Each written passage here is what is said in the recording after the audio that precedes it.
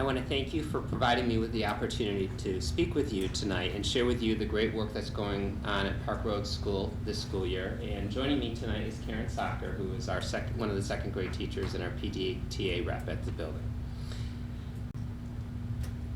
I want to highlight in particular the goals that we set for ourselves last school year and give you an update on our progress on them and things that we've done to implement them this school year, as well as the goals we have set and actions we plan on taking in 2016-17 relative to our instructional focus for the year, our work around social emotional learning, our efforts to promote student citizenship, and the things that we're doing to promote school culture and tradition building, both old and new.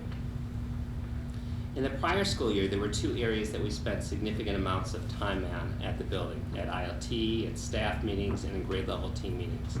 The first involved examining research around and thinking about what it means to have an effective system of intervention, including how to best monitor student progress, and looking at what an effective intervention block looks like. Our second goal was developing a schedule that met district and building goals to support our PLC work and the intervention blocks. Our work on the former included developing a purpose statement for our RTI block, which we're calling WIN, for What I Need. And this is simply a block where a team of educators across a given grade level works collaboratively to provide instruction that improves students' growth and achievement. Part of that process, we looked at developing guiding principles for our WIN block as well. And these were research-based, and they emphasize what we came up with emphasizes flexibility for each individual grade level, regularly monitoring student progress, and ensuring that all students are engaged in meaningful work during this period of time, not just those students needing remediation. The schedule we created for this school year provides daily common planning time. It provides consistency across each grade level. So in first grade, you're going to see math being taught at the same time and ELA being taught at the same time, and the classes go to specials at the same time. It also allows a daily WIN block that, again, provides both an opportunity for remediation and enrichment. Building on last year's work, we set a holistic building goal for this year on working to refine our implementation of the professional learning community, culture, and structures. Our goal is to ensure that in our conference days, in our staff meetings, in our team meetings, every time we're together, we're focusing on these central elements of a professional learning community. We're thinking about what it means to have a collaborative culture. We're discussing curriculum and what it is we want students to know and be able to do at each grade level. That we're thinking about how we're monitoring student progress at each grade level by developing common formative assessments and engaging in collaborative scoring of those assessments. We're also working to ensure we support students who are both struggling and excelling, and that gets at those WIN blocks. We've tried to model this work at both ILT and SEL. Both of those groups have developed purpose statements for the year. We've developed norms. They've identified instructional or priority focus areas. And then we've also outlined annual or operational tasks at both of those committees. And that's meant to serve also as a guide for teams in thinking about their norms and their focus area for the upcoming school year. To meet our building goal, we've laid out specific action steps that ensure that all staff members are on a given team, that those teams have worked to develop norms, that we're both implementing and continuing to discuss what our WIN block looks like on a regular basis, that we're providing teams with tools such as protocols for looking at student work and professional development on a regular basis, and that we're ensuring that teams have extended times to meet. We're also working to improve our systems for monitoring students. The recent Superintendent's Conference Day was an example of our work to implement our action plan. On this day, with a team of 8 teachers and we worked to plan and co-facilitate the day. We looked at the district 5-year vision for PLC work. We gave teacher teams time to develop collaborative norms. We provided teacher teams with some tools for looking at student work, as well as tools for picking apart curriculum for a specific instructional focus area. We also looked at ways to differentiate this work for teachers. So, for example, the elementary principals worked with Ms. Ward to develop opportunities for our special area teachers to get together. Our special area teachers are often singletons in each building, so we looked at ways where they could get together across the district on this conference day and think about how they could be PLCs across the district and meet with their colleagues around this process. Several of our teachers in the building also put on a session for paraprofessionals, helping them to think about what a professional learning community is and how they could play a role in that, particularly how they could support students during our WIN block. Here are some examples of the norms that we developed on this day. This is a tool that a group of teachers used and shared with their colleagues around how to pick apart a specific instructional focus area. And this is an example from several fourth grade teachers, and our fourth grade team is looking particularly at fractions this school year and thinking about that's an essential priority skill. And they're thinking about what the prerequisite skills are and the timing of teaching it and the prerequisite skills, and thinking about how they're going to assess it and how they're going to support students. So they model the process of how they ask themselves questions to look at one specific instructional focus area. We also modeled the use of a protocol for looking at student work, and our goal is that each team could take this protocol and modify it in a way that best meets their needs and also best meets the needs of the types of student data that they want to look at over the course of the school year. We are also continuing to work on our student progress monitoring system, and Mrs. Saka is going to talk about what that looks like from the classroom teacher perspective. So we monitor our students every 6 to 8 weeks, and with Mark, we develop ideas. We have their WIN meetings. We have our instructional challenge. Nancy Campbell comes into those meetings, and our reading specialists. And it's a time where we can look at all of the students. So in my particular grade, we would look at all second grade students. And this is new within the past few years that we've done this, but it allows us to not just see our class, but see the needs of all of the students. And when we look at their needs, we look at not just those in need of support academically for reading, but also we look at those that need more enrichment. And then we also look at like trends. So is it sight words that we need to work on, and then that formulates what we do during our WIN time. Maybe we take a group of students that need support in one area, or students that need enrichment in another area, and then interest groups within another area of that WIN time. And then the tracking, this is a tool that we use to track student progress. And again, you can look at like their Fontes and Pinnell levels. We look at their sight words. We look at their, might be fluency. We might have a pattern of students that need fluency, and then we can look at what kind of intervention we can support them with that the building currently has. So followed by how we're tracking the level of supports and focus of these supports of individual students. And then this cultivates in hopefully a clear and simplified way of reporting to parents. So often these reports are reports that are given by our reading, our reading teachers, and they set goals for our students, and then they actually give parents feedback as to how they're doing on those goals, developing, progressing, and so forth. Student success meetings, the outcomes, every student, every time. Again, we're looking at all students, not just the students that are in the most need academically. We look at every second grade student, just as well, each grade level looks at every grade level student, but for me, it's second grade students. And then we make decisions, and it's just nice that we have a team approach to it, and it really it's almost like its own PLC in and of itself. And then we can decide, are things working great, or what is it that this teacher, if it's writing, maybe that would be something that I would take a group, or if it's fluency, maybe somebody else has a lot of experience within that, and they might take a group within that.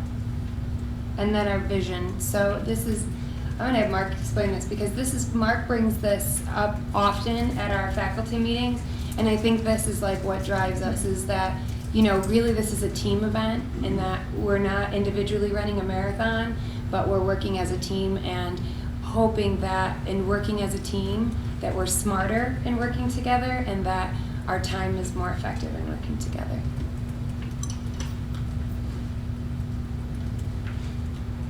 The other thing I've tried to emphasize with staff this year is that this isn't a clean process when you're working with students and you're thinking long range. This is the heart of the work that we'll do for the next couple of years. It's challenging work, it's meaningful work, but it's also pretty messy and muddy. It's about a process and a new way of thinking, and it's not as simple as that there's a clear-cut end product. So it's just a messy process and something that we'll be working on for many years to come.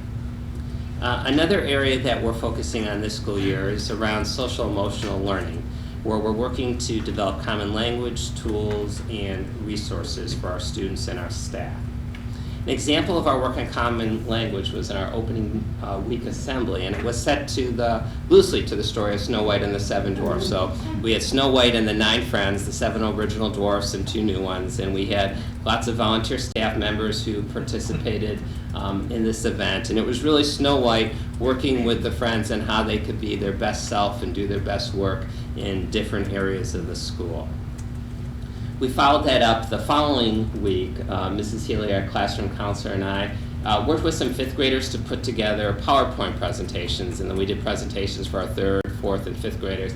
And I had our 5th graders do some modeling for me that served to use example of how we can be our best self in different areas of the school from the hallway. Obviously there are pictures here, I don't know if you can see them, of students maybe not walking down the hallway in the most appropriate manner and then walking down the hallway in the appropriate manner. The footwear that we should and shouldn't be wearing outside for recess, and how to get the teachers' attention in the classroom and how we probably shouldn't be getting the teachers' classroom. And we had other examples of this, and the 5th graders had a lot of fun putting it together with me. For the primary classrooms, Mrs. Healy and I went around and we read a piece of children's literature, Franklin's Bad Day, and we used that as an example of how students could do their best work and particularly be their best self at Park Road Elementary School. We continue to have school-wide posters all over the building that emphasize this common language, as well as rubrics for specific areas of the school like the cafeteria. So you see a cafeteria rubric on the one side, and that's something that our cafeteria monitors fill out every day and they hand to the classroom teacher when they get picked up. And it's a way to reinforce the expectations we have in the cafeteria, and the classroom teacher can go over things that went well or highlight opportunities for the class to improve a bit more. All this work culminates in the development of individual classroom compacts, and I'm going to let Mrs. Soccer talk a little bit about that. And they're unique to each classroom. In my classroom and in all the other classrooms as well, we create a compact, and it's like the students own it because they create it.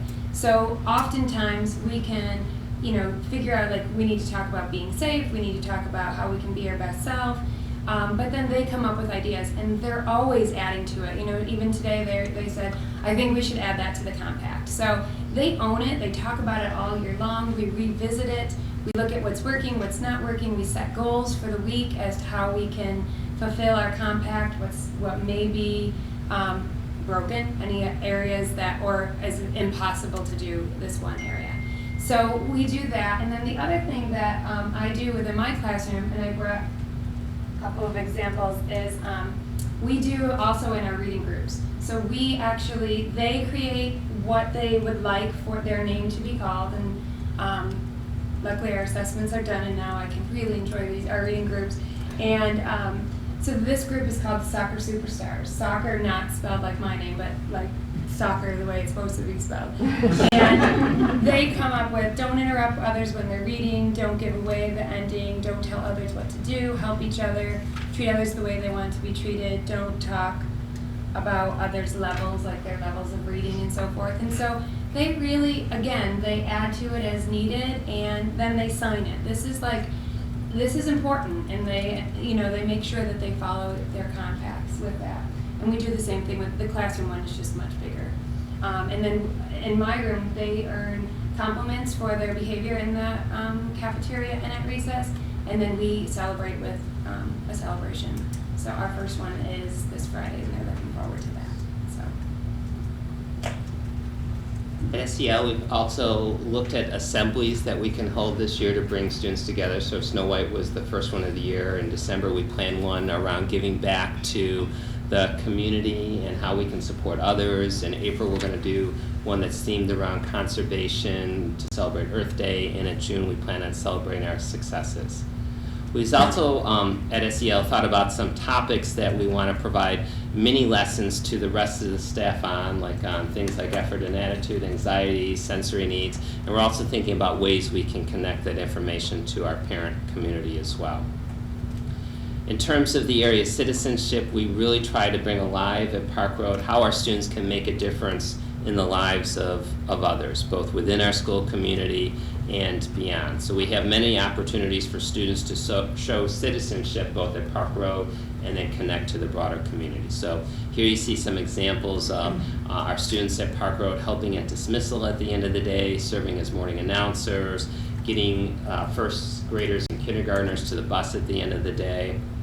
This is an example of one of the many opportunities we have where we're connecting older and younger students together on a regular basis. So this is a year-long partnership between this particular 5th grade class and 1st grade class where they serve as reading buddies throughout the school year, and they make a year-long connection with a specific 1st grader to a specific 1st grader.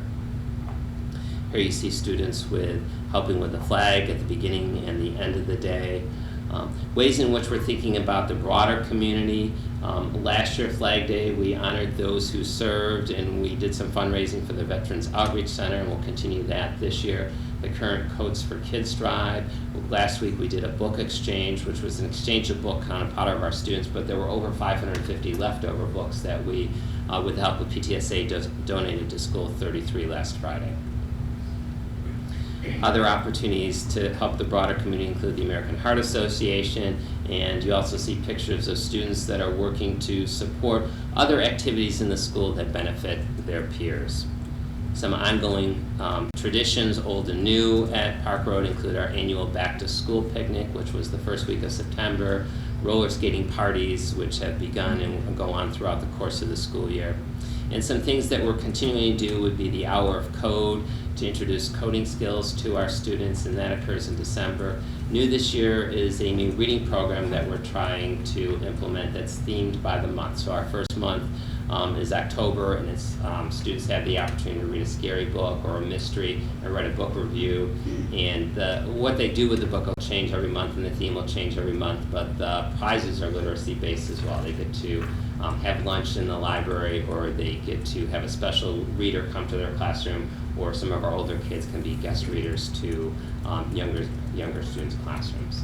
So that's some of the highlights of what's going on at Park Road this school year, and how we've incorporated the goals we had last year and fulfilled them this year, and how we're trying to expand upon them for next year. So again, thank you for the opportunity to let us come in and speak about Park Road and all the great things that our staff are doing for our students and our parents and our broader community.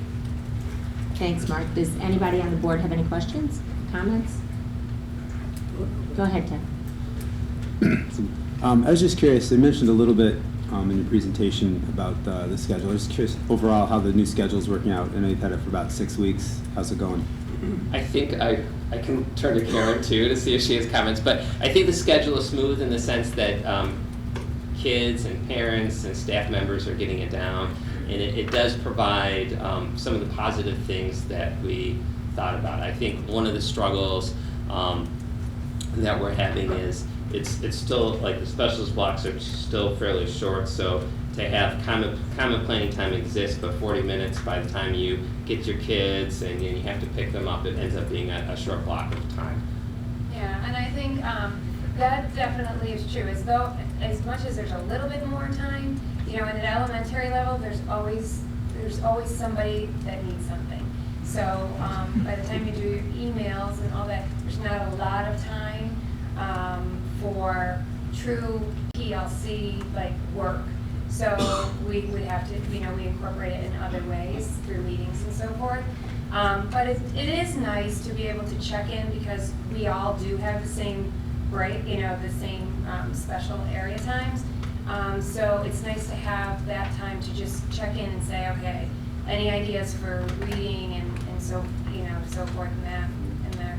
I do so appreciate the fact that Melanie put out a survey for all the elementary teachers, because I think that's wonderful to get the feedback. I think it's great to get the feedback now, because when you're trying to teach somebody a new, I'm used to my schedule, so it's hard to adapt. my kids are better at it. You know, my second graders are better at it than I am at this, you know, but they'll be like, oh, you know, we have 2 today, not 1, or, you know, we're not going to gym, we're going to music. And so for me, it's a little bit different, like, are we day 1, are we not day 1? And some systems still work on Monday through Friday, and other systems are day 1 through 6. That is like right brain, left brain. So trying to get that all straight is really difficult sometimes, but it's working. You know, And I think, you know, the positive thing is we have the common win time, which is an excellent opportunity for us to work with all students. And, you know, one of the things we need to think about, we've already started talking how we think about next year is like related services. Like there are kids that get tons of different services like speech and OT and PT, as well as we want to provide them reading support. So like where are you fitting all that in the schedule? So that's something that we will have to brainstorm next year for those kids that receive lots of services. What's the best structure to support that? Pete, does somebody down here have a question? That was your question. Anyone else? Thanks to both of you. Your report was really interesting. I really like the part that you're using all the data that we always collected and really looking at each student and using it not only to evaluate the student and what they need, whether it's help or enrichment in different ways, but also how you're using it in other ways to change instruction as you go along every day, which I think is a huge step in the right direction. So thank you. And thanks for the coffee and the tour the other day. We had a great time. Thank you. Thanks. Thanks very much. Thank you.